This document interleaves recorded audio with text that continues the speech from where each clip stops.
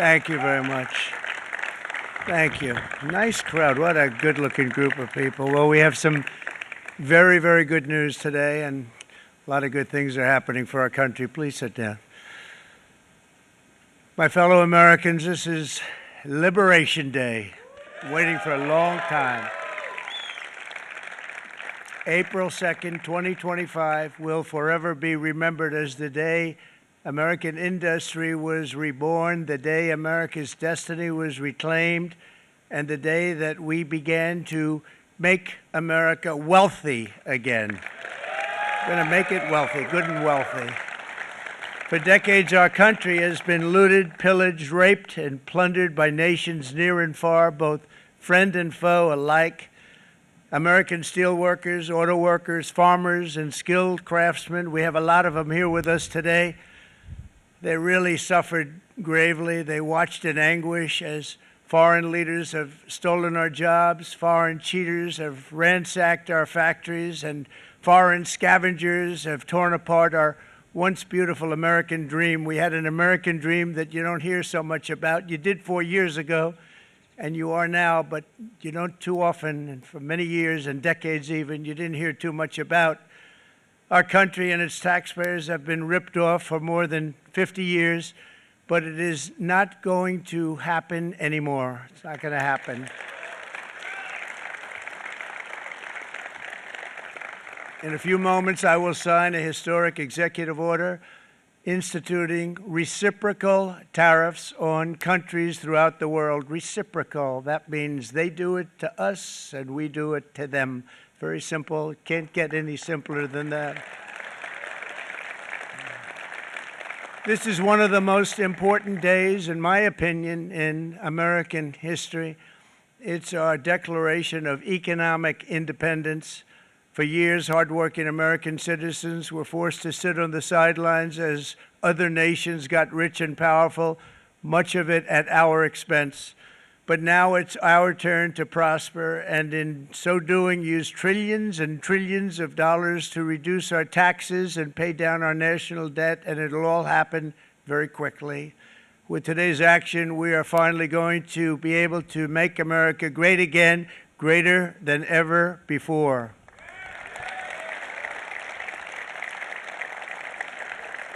Jobs and factories will come roaring back into our country, and you see it happening already. We will supercharge our domestic industrial base. We will pry open foreign markets and break down foreign trade barriers. And ultimately, more production at home will mean stronger competition and lower prices for consumers. This will be indeed the golden age of America. It's coming back, and we're going to come back very strongly. We're pleased to be joined on this momentous occasion by Vice President J.D. Vance. J.D., thank you. Thank you. Thank you very much. Where are you, J.D.? No, that wasn't too hard to find. I was looking, you know, he likes to take a low-key attitude, so it'd usually be sitting right in front. He's gaining a lot of confidence, Mike, isn't he? And nearly my entire cabinet is here, as well as Speaker Mike Johnson, who's done an amazing job. And with the great success we had last night in Florida, we have a majority of 7. And 7's like a lot when we had it at 1, right? You've done a fantastic job. And many of the members of the House and Senate are with us. Senators, Congressmen, thank you all for being with us. We appreciate it. For decades, the United States slashed our trade barriers on other countries, while those nations placed massive tariffs on our products and created outrageous non-monetary barriers to decimate our industries. And in many cases, the non-monetary barriers were worse than the monetary ones. They manipulated their currencies, subsidized their exports, stole our intellectual property, imposed exorbitant VAT taxes to disadvantage our products, adopted unfair rules and technical standards, and created filthy pollution havens. They were absolutely filthy, but they always came to us and they said, we're violating, we should pay for it. It's all detailed in a very big report by the U.S. Trade Representative on Foreign Trade Barriers, and I'll just hold it up for you. It's available, and you don't have to pay too much. As I understand it, you'll pay nothing. It's a lot of work for something, actually, because it's a special book. It's frankly, it's very upsetting when you read it, when you see what people have been doing to us for 30 years. This all happened with no response from the United States of America, none whatsoever.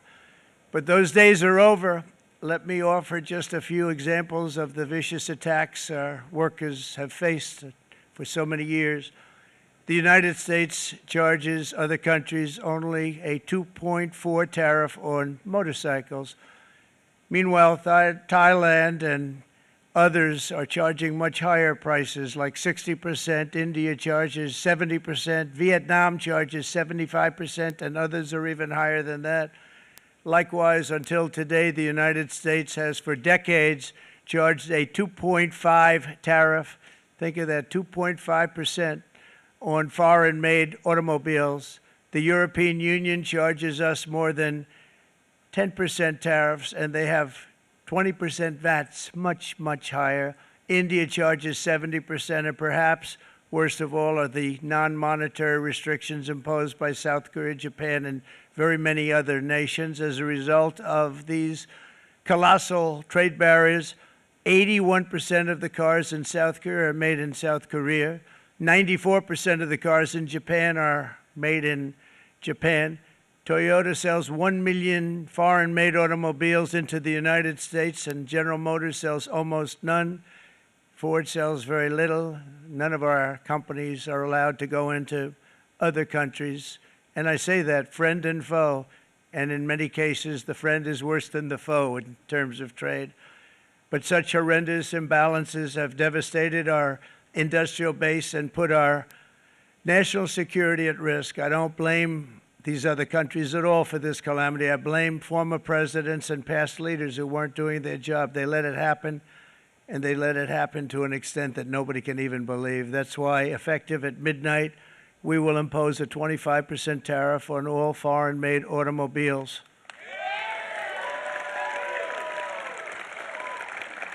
Thank you. Brian, I'd like to have you come up here for a second, okay? I just see him sitting. He's been a fan of ours, and he understands this business a lot better than the economists, a lot better than anybody. Brian, say a few words, please, would you? Thank you, Mr. Thank you. It's a great honor to have you. Thanks. Thank you, Mr. President. I grew up just north of Detroit, Michigan, in Macomb County, known as the home of the Reagan Democrats. My first vote for president was for Ronald Reagan. I thought that was going to be the best president I ever saw in my lifetime until Donald J. Trump came along.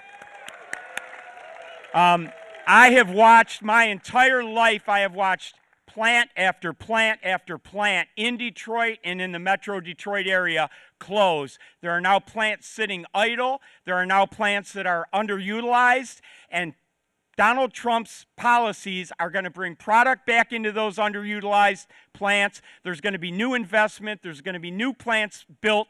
And the UAW members, and I brought 20 of them with me, they're sitting right over here. We support Donald Trump's policies on tariffs 100%. So, Mr. President, we can't thank you enough. And in 6 months or a year, we're going to begin to see the benefits. I can't wait to see what's happening 3 or 4 years down the road. Thank you, Mr. President. Thank you. What a great guy. He got it right from the beginning. He got it before almost anybody else. This group over there, they got it too.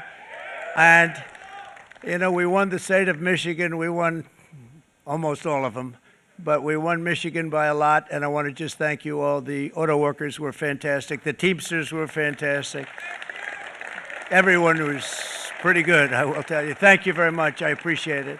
You're going to be very happy very soon, and you probably see what's happening with all of the, not only car companies, but car companies in particular. You see it with all of the ones they're moving, they're announcing day in, day out. You're seeing it. Nobody's ever seen anything like that. With today's actions, we're also standing up for our great farmers and ranchers who are brutalized by nations all over the world. Brutalized. Canada, by the way, imposes a 250 to 300% tariff on many of our dairy products. They do the first can of milk. They do the first little carton of milk at a very low price, but after that it gets bad, and then it gets up to 275, 300%. So when they're figuring what's Canada charging, they say, oh, about 2%, 3%. But take a look at what happens down the road. When you look a little bit, it's not a pretty picture, and we don't like it, and it's not fair. It's not fair to our farmers. It's not fair to our country. And with countries like Canada, you know, we subsidize a lot of countries and keep them going and keep them in business. In the case of Mexico, it's $300 billion a year. In the case of Canada, it's close to $200 billion a year.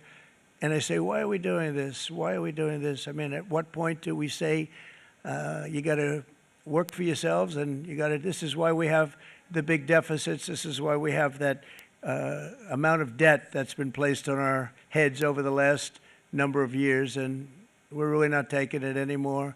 Through non-tariff barriers, the European Union bans imports of most American poultry. You understand? They say, we want to send you our cars, we want to send you everything, but we're not going to take anything that you have. Australia bans, and they're wonderful people and wonderful everything, but they ban American beef, yet we imported $3 billion of Australian beef from them just last year alone. They won't take any of our beef. They don't want it because they don't want it to affect their farmers. And you know what? I don't blame them, but we're doing the same thing right now, starting about midnight tonight, I would say. And China charges American rice farmers an overquota, it's called, a tariff rate of 65%. South Korea charges 50, actually they charge different, from 50% to 513%. And Japan, our friend, charges us 700%. But that's because they don't want us selling rice, another thing. Who can blame them, Madam Secretary? Agriculture, great job you did on eggs, by the way. The egg prices came down 50%. You got them down 50%. Once we got involved, they were going through the sky. The egg prices, they were going through the sky, and you did a fantastic job. Now we have lots of eggs, and they're much cheaper, down about 59% now, and they're going down further. We charge 2.8% for so many things that other countries are charging 200%, 300%, and 400% for. If imposing tariffs and protective barriers made nations poor, then every country on earth would be racing to eliminate these policies, and China would be the first on line. They run a very strong country, but they're not first in line, and the American people are paying a very big price. From 1789 to 1913, we were a tariff-backed nation, and the United States was proportionately the wealthiest it has ever been. So wealthy, in fact, that in the 1880s, they established a commission to decide what they were going to do with the vast sums of money they were collecting. We were collecting so much money so fast, we didn't know what to do with it. Isn't that a nice problem to have? What do you think, Marco? Good problem? Marco would love that problem. But we don't have that problem anymore, but we're not going to have it very much longer, I will tell you. But they collected so much money, they actually formed a commission to determine what they were going to do with the money, who they were going to give it to, and how much. Then in 1913, for reasons unknown to mankind, they established the income tax so that citizens, rather than foreign countries, would start paying the money necessary to run our government. Then in 1929, it all came to a very abrupt end with the Great Depression, and it would have never happened if they had stayed with the tariff policy. It would have been a much different story. They tried to bring back tariffs to save our country, but it was gone. It was gone. It was too late. Nothing could have been done. It took years and years to get out of that depression, far longer than even FDR had that office right over there for a long period of time. The ramp system, that's rather intricate, was built because of him, and every time you walk up, you think of him, and he did a great job in many ways, but it lasted long beyond his terms, as you know. But it's not too late any longer, and we're going to start being smart, and we're going to start being very wealthy again. We're going to be wealthy as a country because they've taken so much of our wealth away from us. We're not going to let that happen. we truly can be very wealthy. We can be so much wealthier than any country. It's not even believable, but we're getting smart. Nearly a century later, in the face of unrelenting economic warfare, the United States can no longer continue with a policy of unilateral economic surrender. We cannot pay the deficits of Canada, Mexico, and so many other countries. We used to do it. We can't do it anymore. We take care of countries all over the world. We pay for their military. We pay for everything they have to pay. And then when you want to cut back a little bit, they get upset that you're not taking care of them any longer. But we have to take care of our people, and we're going to take care of our people first. And I'm sorry to say that.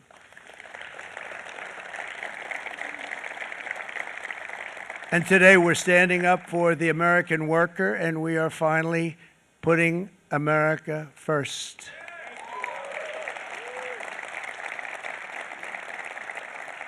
In Sleepy Joe Biden's last year in office, the United States hemorrhaged 100,000 manufacturing jobs, and the number was going through the roof at levels never seen before. And our trade deficit reached a record $1.2 trillion, which is unheard of. Since the beginning of NAFTA, the worst trade deal ever made. It was a horror show. I was able to terminate it. They all said you'd never be able to get it out.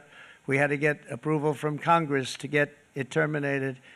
We had to live with that deal. It was the worst trade deal ever made by far.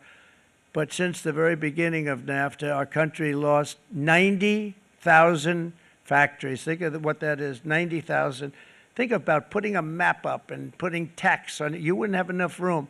90,000. I said, is that possible? We had it checked 4 different times, and it was actually somewhat higher than that. And 5 million manufacturing jobs were lost while racking up trade deficits of $19 trillion.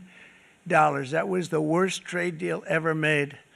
As a result of these gigantic losses, foreign nations now own $26 trillion more of American assets than think of this, than the Americans own of their own foreign assets or other foreign assets. The United States can no longer produce enough antibiotics to treat our sick.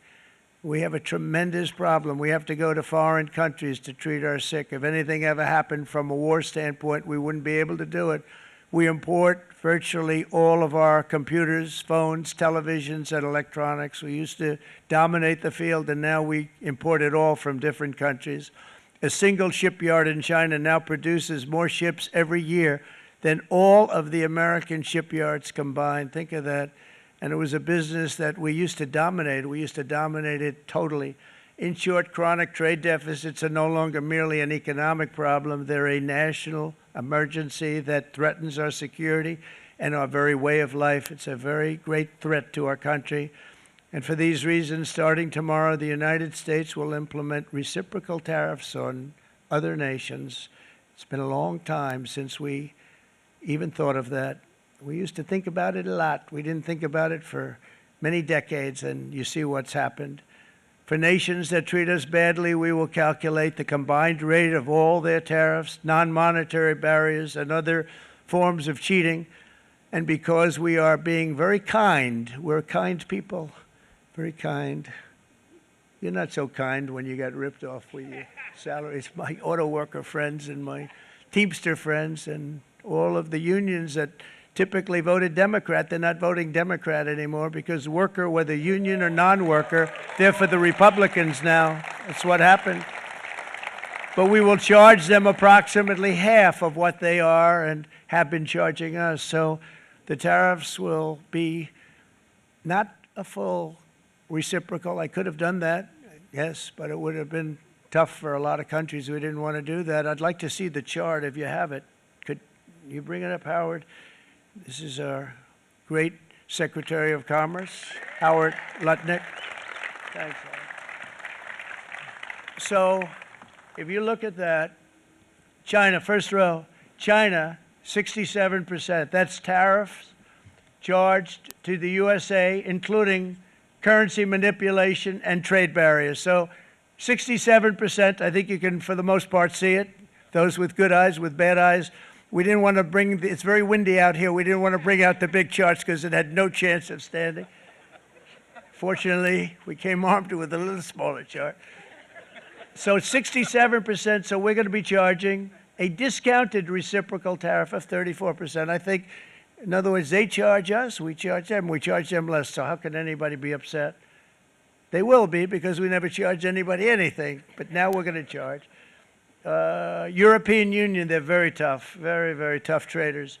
You know, you think of European Union, very friendly. They rip us off. It's so sad to see. It's so pathetic. 39%, we're going to charge them 20%, so we're charging them essentially half. Vietnam, great negotiators, great people. They like me, I like them. The problem is they charge us 90%. We're going to charge them 46% tariff. Taiwan, where they took all of our computer chips and semiconductors. We used to be the king, right? We were everything. We had all of it. Now we have almost none of it, except the biggest company is coming in. We're going to end up with almost 40%. Lee Zeldin's working to get their approvals. And it's an amazing company. Mr. Wei, of one of the great companies of the world, actually. They're coming in from Taiwan, and they're going to build one of the biggest plants in the world, maybe the biggest for that. But 64%, we're going to charge them 32%. Japan, very, very tough, great people. And again, I don't blame the people for doing it. I think they're very smart in doing it. I blame the people that sat right in that Oval Office, right over there, right behind the Resolute desk, or whichever desk they chose. Japan, 46%. They would charge us 46%, and much higher for certain items like cars, you know, little items like cars. 46%, we're charging them 24%. India, very, very tough, very, very tough. The Prime Minister just left, and he's a great friend of mine, but I said, you're a friend of mine, but you're not treating us right. They charge us 52%. You have to understand, we charge them almost nothing for years and years and decades, and it was only 7 years ago when I came in, we started with China and charged them. We took in hundreds of billions of dollars from China in tariffs, and they understood, honestly. President Xi understood. He said, look, I understand, and the other countries, and they all understand. We're going to have to go through a little tough love, maybe, but they all understand. They're ripping us off, and they understood it. Prime Minister of Japan, Shinzo Abe. He was a fantastic man. He was unfortunately taken from us, assassination. But I went to him and I said, Shinzo, we have to do something. Trade is not fair. And he said, I know that, I know that. And he was a great gentleman. He was a fantastic man, but he understood immediately what I was talking about. I said, Shinzo, we have to do something. He said, I know that. And we worked out a deal, and it would have been a much better deal, but frankly, there were many years left on the deal that was made previous to my getting there, but it was something. If you look at Switzerland, 61% to 31%. Indonesia, Malaysia, Cambodia. Oh, look at Cambodia, 97%. We're going to bring it down to 49. They made a fortune with the United States of America. United Kingdom, 10%, and we'll go 10%. So we'll do the same thing. South Africa, 60%, 30%, and they've got some bad things going on in South Africa. You know, we're paying them billions of dollars, and we cut the funding because a lot of bad things are happening in South Africa. The fake news ought to be looking at it. They don't want to report it. Brazil, 10%, 10%. Bangladesh is 74%. So you see what's going on. Pakistan, 58%. Sri Lanka, 88%. So what we're doing is we're taking not the full, we could take the full 88%. Thanks a lot, Eric. He's doing a very good job. How's he doing, all right? I think you better take it with you. It's not going to last very long. He's going to put it, it's going to follow you down with the wind. I brought a hat just in case it got too windy, but here, would anybody like a hat? I'm not giving it to a cabinet. I'm giving it to the auto workers. Come here.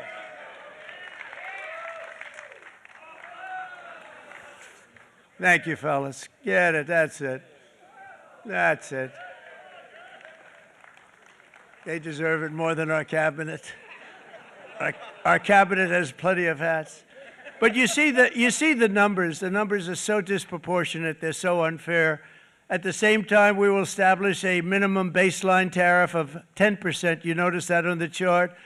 And that'll be on other countries to help rebuild our economy and to prevent cheating. So we're going to have a minimum of cheating, and we're going to be very severe on the people that at the gate that watch the tariffs and watch the product coming in, because there's been a lot of bad things happening at the gate because the money is so enormous that you're talking about. There's never been probably anything like it in terms of the enormity, and there are a lot of bad things happen at the people that do the check-in, and they're looking at 10-year jail sentences if they do play. We're going to treat them so good, but if they cheat, the repercussions are going to be extremely strong. Foreign nations will finally be asked to pay for the privilege of access to our market, the biggest market in the world. We're right now the biggest market in the world. We had a great country 4 years ago in terms of the economics. We were doubling up on China. We were doing so well. Nobody was going to catch us, but so much of it slipped away over the last 4 years under Biden. I campaigned on this policy throughout last year, and today that promise was made, and it was also a promise, as you know, that was kept. Promises made, promises kept. To any company that objects to our common sense reciprocal tariffs, again, reciprocal, back and forth, back and forth. And I call this kind reciprocal. This is not full reciprocal. This is kind reciprocal.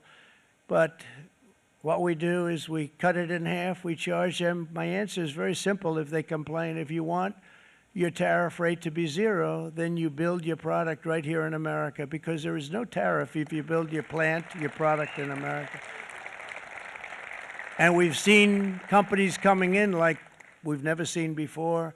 Likewise to all of the foreign presidents, prime ministers, kings, queens, ambassadors, and everyone else who will soon be calling to ask for exemptions from these tariffs. I say, terminate your own tariffs, drop your barriers, don't manipulate your currencies. They manipulate their currencies like nobody can even believe, which is a bad, bad thing and very devastating to us. And start buying tens of billions of dollars of American goods. Tariffs give our country protection against those that would do us economic harm. And many people were looking to do us economic harm. Maybe not so obviously, but they were doing tremendous economic harm. But even more importantly, they will give us growth. These tariffs are going to give us growth like you haven't seen before, and it'll be something very special to watch. I am so looking forward, and Brian, it's going to happen even faster than you said. You know, you might say, but it's already started. It's already started. Work's already begun on plants all around the country, and you see that as before. These are big, rich companies. We have $61 billion started on a big plant going up. It's going to be announced over the next 2 days, and they already started work. Many of these the biggest companies in the world, they've committed to build, build, build. We're going to build, build, build, sir. And they came here to see me, and they wanted to know if they could have a press conference. I do as many as I can. I'm pretty busy trying to stop Russia and Ukraine and the Middle East. We got to stop that. We got to stop the Houthis, which we're making tremendous. They like shooting ships down and out of the water, sinking ships. They get a kick out of it, but they're not getting such a kick out of it now, are they, Mr. Secretary? They're not getting such a kick out of that now. But here are just a short list of some of the companies that have already announced and committed to investment. And this is a company that built its factories and its plants in China. Apple is going to spend $500 billion. They never spent money like that here. They're going to build their plants here. SoftBank, OpenAI, and Oracle, great companies, are investing $500 billion almost immediately. NVIDIA, a hot company, is investing hundreds of billions of dollars. They just announced. TSMC, the biggest, most important company in the world of chips from Taiwan, with no investment from us, is investing $200 billion. And they said the reason was, number one, the election of November 5th, and number two, the tariffs. They don't want to pay the tariffs, and the way they're not paying it is to build their plant here. So we're going to go from almost no percentage. We used to have 100% of the chip market. Now it's all in Taiwan. Almost all of it's in Taiwan. A couple of other countries, but mostly in Taiwan. And think of it. We had 100%. We lost it because of people in that office that didn't do their job. They allowed it to be stolen from us. Johnson & Johnson, great company, $55 billion. Eli Lilly, $27 billion. Meta is investing $500 billion. Wow. DeMac is investing $20 billion. CMA, CGM, $20 billion. And then you have Merck and Clarios, Stellantis, General Motors, GE Aerospace, Honda, Nissan, Hyundai are all putting in billions and billions of dollars, and they're committed 100%. So. And we've never had, and this is after 2.5 months. This is after just a short, this all took place as soon as we came out with what everybody wanted to do. You know, I watched a gentleman today on television, he used to work with Lee Iacocca, a very respected automobile person, and he said, you know, because they're asking people, and they try and get as many negative people as they can, but they can't find them too much. It's pretty hard to find in terms of what we're doing, especially when they see all this investment. They said, so tell me, what do you think of what Trump is doing from the automobile standpoint? He said, I can't believe it. Somebody is finally, he's an older guy, real pro, really top guy, with Lee Iacocca. He said, I never thought I'd see the day when this would happen, where somebody had the courage to go and do what has to be done. This is transforming our nation. Our entire nation is going to be transformed, not only with the cars, but on every single other item that's built. We're going to become an industrial powerhouse. And he said that so beautifully today. In fact, I'm going to find out, I'm going to get a tape, and Bruce, I'm going to get that tape, and I'm going to send it to you out in Long Island, and you're going to play it for the people. And all your union workers and your non-union workers out there, you got a pretty even split.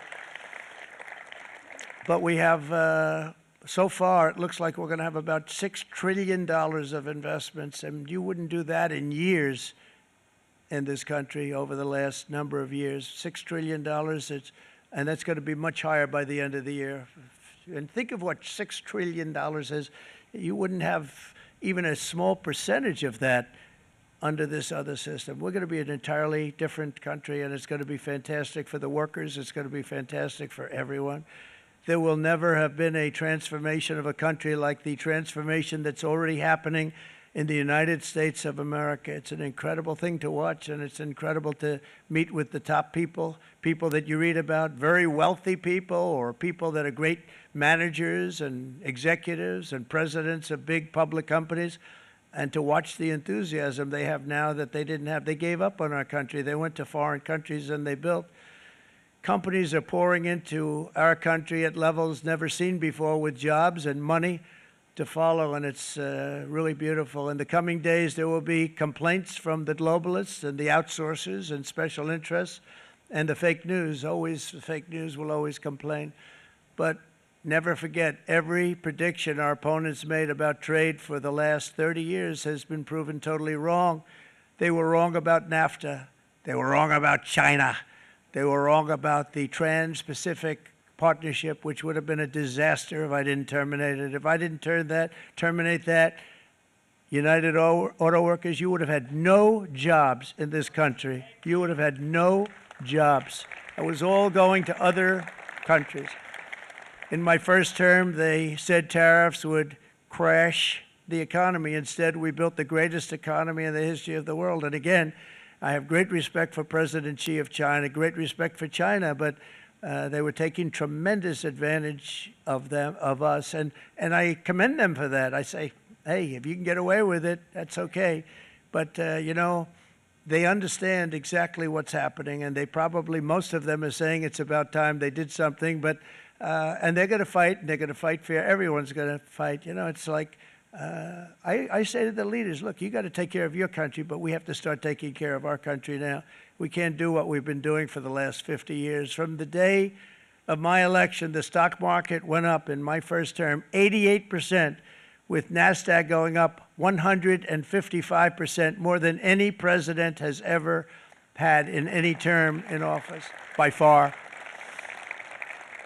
And I think we're going to blow that away. And maybe the numbers won't show, but I think they're going to show much better than even those numbers. But what you're going to see is you're going to see activity, that empty, dead sites, factories that are falling down. Those factories will be knocked down, and they're going to have brand new factories built in their place. They're not only talking about renovating, they're talking about brand new, the best anywhere in the world, the biggest anywhere in the world. I have a friend who builds car plants, and I said, I want to see the biggest and the best. He said, well, we have to go to Mexico. I said, no, I want to see it in the United States. He said, we're not building them in there. This is a year and a half ago during the campaign. He said, we're not building it. You'd have to go to Mexico. When I was starting to decide to run, and I went to number one in the polls very rapidly, I want to say, like let's say in the first hour, and then shortly thereafter, it looked like I was going to win, and the fake news was saying, oh no, don't do this. What they don't know is if I didn't win, they would have really been in trouble, because nobody wants to read them anyway.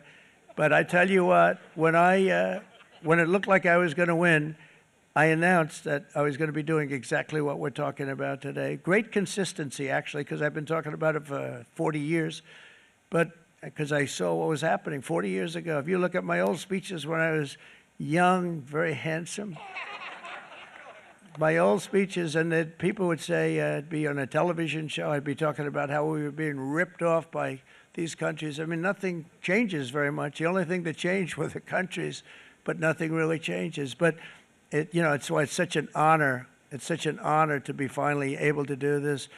If you look at China, I took in hundreds of billions of dollars in my term, hundreds of billions. They never paid 10 cents to any other president, and yet they paid hundreds of billions, so much so that Biden couldn't do anything. They wanted to try and terminate it because he had a very special relationship with China. You know what the relationship was? He had a special relationship. But the numbers were so big,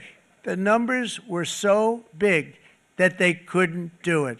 So they did ease it up. They did things that they shouldn't have done. They made it a lot more comfortable for them, but they couldn't do it because the numbers were hundreds of billions of dollars, and I did that. And we were on our way to doing something like incredible.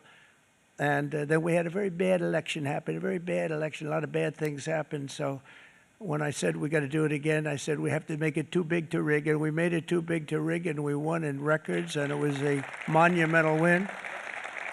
And it was such an honor to see so many of you, like Brian and your friends, here with us to celebrate, and to more importantly celebrate what we're doing, because that wouldn't be a full celebration if we didn't do this, because this will be an entirely different country in a short period of time.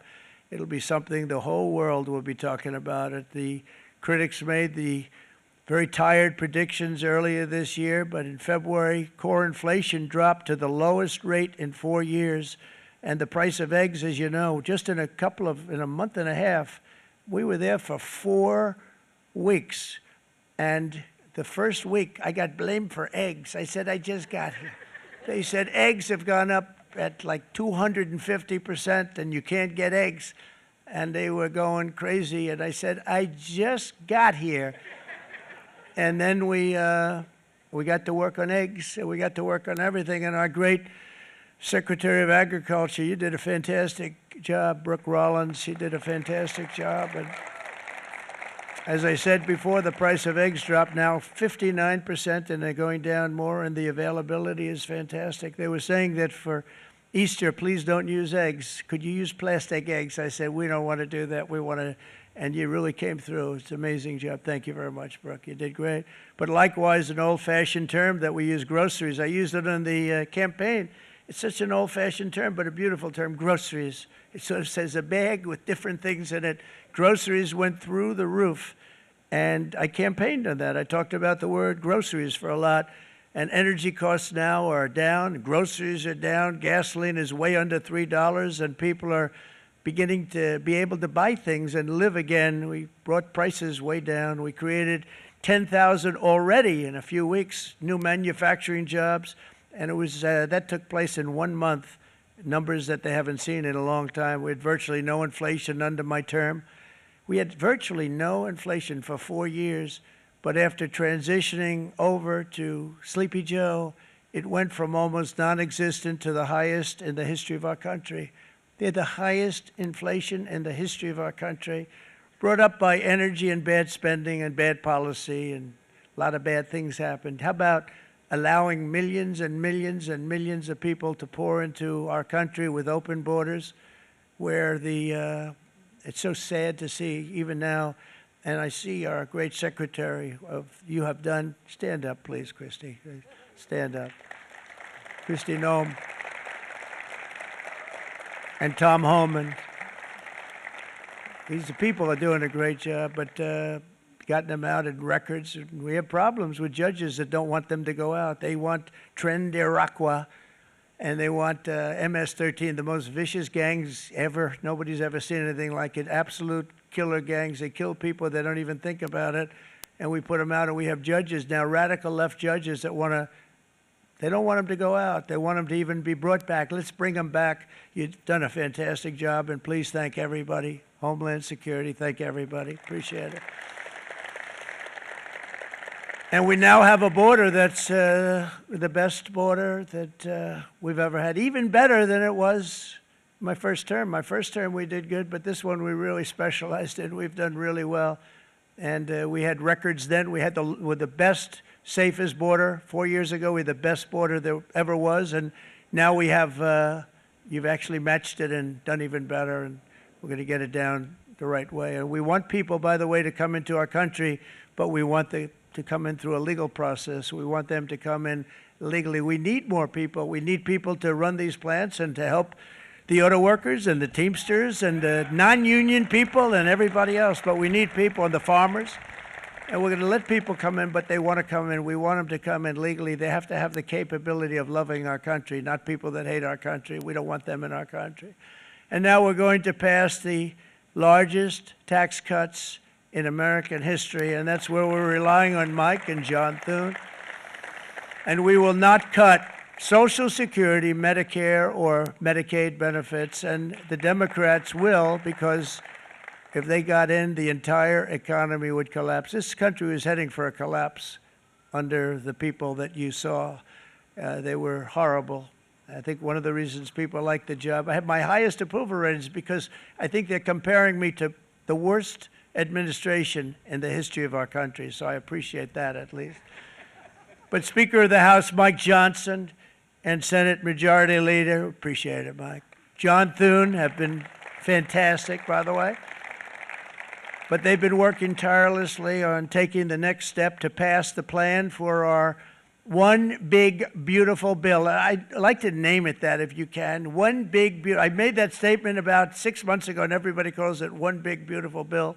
And it will be that. It'll have everything, the big tax cuts and every incentive there is. And it'll be fantastic. And by the way, for the cars, we're asking for an interest deduction on a loan. So if you build the car, only in America we do it, Brian. If the car's not built in America, you don't get the interest rate deduction. But if you build the car in America, if you buy a car, if it's built in America, then you get an interest rate deduction, tax deduction, and that's a big thing. That's going to be a big thing. I think that's going to pay for itself very quickly, that deduction. Never happened. We've never had anything like that before. Somebody said, where do you get the idea? Because it's so basic. You would think that would have happened a long time ago. It never did, and I'm very happy it didn't because now I can say that was my idea. But we're going to get us closer to the debt extension. We have to get the debt extension passed, and I know you're going to be able to do that, Mike, and it's very important that you do that. And all of the other things that the Senate budget plan gives us, along with working, because I know they're working together, John and Mike, and the two bills are going very well together. We need to get our shared priorities done, including certain permanent tax cuts. We want the tax cuts to be permanent, spending cuts, energy and historic investments in defense, border, and so much more. We're covering everything. These will be phenomenal. There'll be no bill like this going to straighten. One bill is going to straighten out our country for many, many years to come.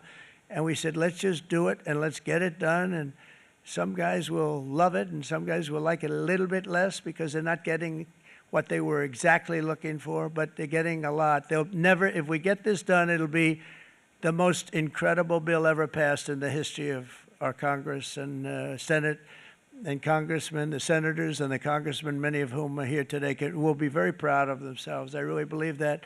It's going to set us on a whole new prosperous path. We're going to cut spending and right-size the budget back to where it should be. We're going to do that very strongly. Thank you, Rick. Thank you. John, thank you. Oh, look at all of our senators over there. Oh, boy. That's a nice group of people. But I won't like them so much if they don't get this bill done. That's a great group, and Congressman, thank you very much. I appreciate it. Tremendous people.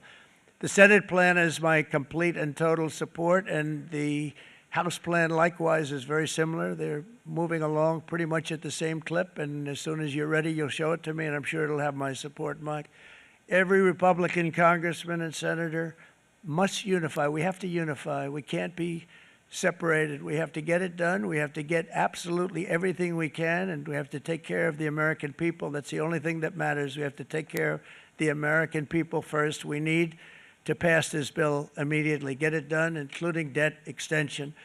From this day on, we're not going to let anyone tell us that American workers and families cannot have the future that they deserve. We're going to produce the cars and ships, chips, airplanes, minerals, and medicines that we need right here in America. The pharmaceutical companies are going to become roaring back. They're coming roaring back. They're all coming back to our country, because if they don't, they got a big tax to pay. And if they do, I'll be very happy, and you're going to be very happy, and you're going to be very safe. We're going to build our future with American hands, with American heart, American steel, and we're going to build it with American pride like we used to. We're approaching our 100th day as president, and have been given credit by a lot of people, actually, even some of the fake news. Can you believe it? Which in this case hopefully isn't fake, for having done more in that time than any other administration in the history of our country in the first 100 days. I think we've had an amazing, in terms of what we've done, what we've gotten accomplished. I'd like to see if we can get that war ended and another war from not starting in the Middle East. We have to get Russia. They're losing 2,000 on average, 2,500 people a day, young people, soldiers, Russian. Think of that. 2,500 through some days, but on average, probably over about a 1 week period, it's 2,712, they say. They're losing those soldiers. They're dying. They're being decimated. And they're not from our country, but they're from other countries. But they're human beings. They're from Russia. They're from Ukraine in this period, most of them. And we're going to get it stopped. It's a senseless war that would have never happened if I was president, and it shouldn't be allowed to go on. And I think we're being given good cooperation by Russia and by Ukraine, but we have to get it stopped. It's humanity. It's humanity. It's a terrible thing. This will be a very big moment. I think you're going to remember today. It's going to be a free nation that we're dealing with. We're going to have a very free and beautiful nation. It's going to be Liberation Day in America, and it's going to be a day that hopefully you're going to look back in years to come and you're going to say, you know, he was right. This has turned out to be one of the most important days in the history of our country. God bless you, and God bless America. Thank you, everybody. Thank you very much. Thank you. Thank you very much.